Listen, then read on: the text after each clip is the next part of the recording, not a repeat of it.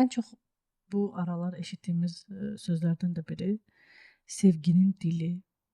Yəni sevginin dili nədir və ümumiyyətlə bu necə olur? Təşəkkürlər Aytən xanım. Sizə də minnətdaram. İzləyicilərə də təşəkkürümü bildirirəm. O xüsusi diqqət və qayğıya görə. Bu gün ən aktual mövzulardan biri olan 5 sevgi dili haqqında bəhs edəcəyik. Bunun əsas məsələsi niyyədir?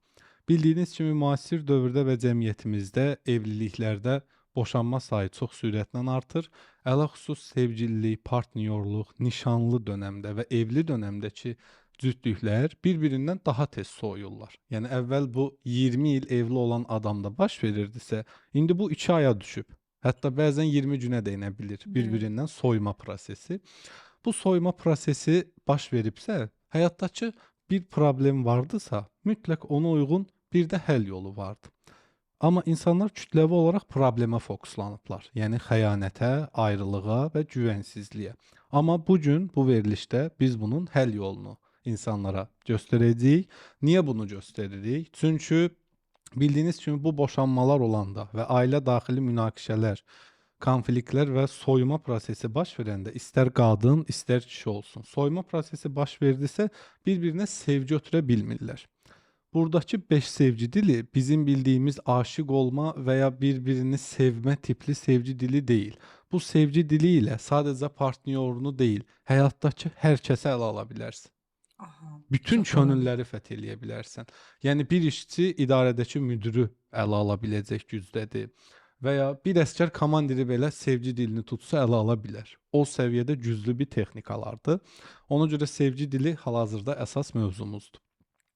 5 sevgi dili ilk öncə nədən başlayır?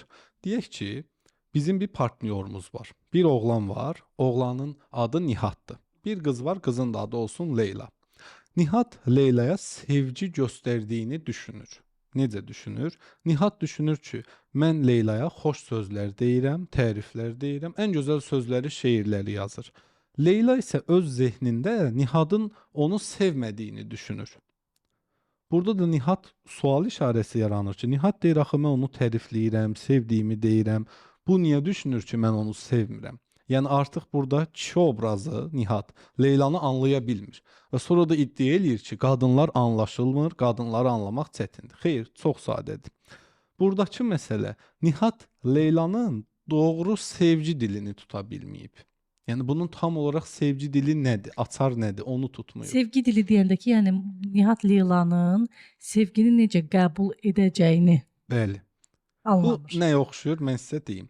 Deyək, mən bir satıcıyam, siz də bir müştərisiniz, bura gəlmisiniz. Satıcı müştərinin nə tipli bir əşya istədiyini tutmalıdır havada. O bilməlidir ki, bu necə bir əşya istəyir, nə rəngdə istəyir. Bu modern bir əşya mı istəyir, yoxsa antik, qədim, klassik bir əşya mı istəyir.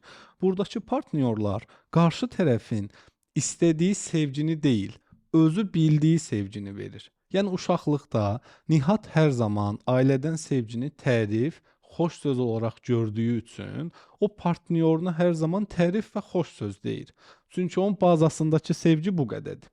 Amma gəl ki, Leyla elə deyil.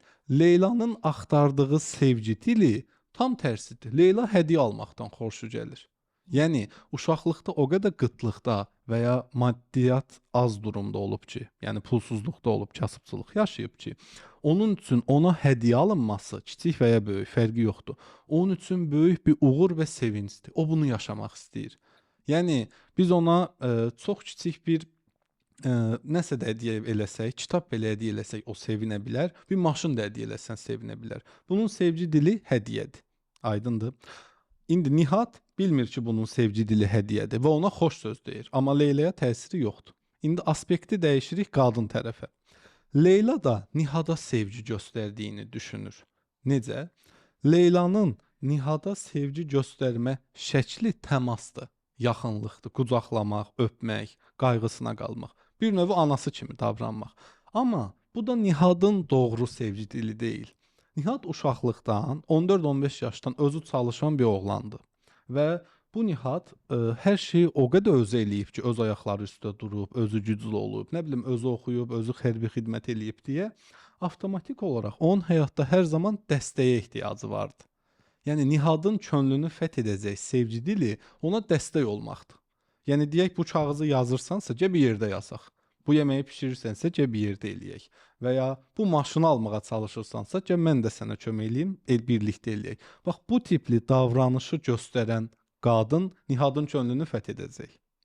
Yəni hər kəs öz prizmasından, baxışından Bəli. sevgi dilini alır. Hər kəsin sevgi dili unikaldır, standart deyil.